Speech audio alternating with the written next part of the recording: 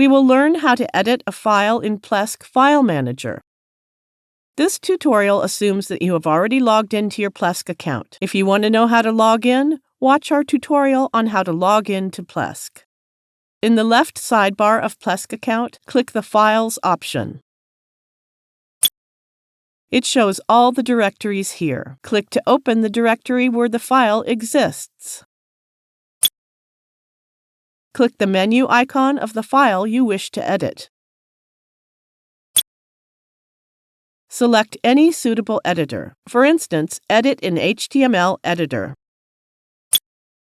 This is where you can edit your file. Make the required changes in the file and click OK.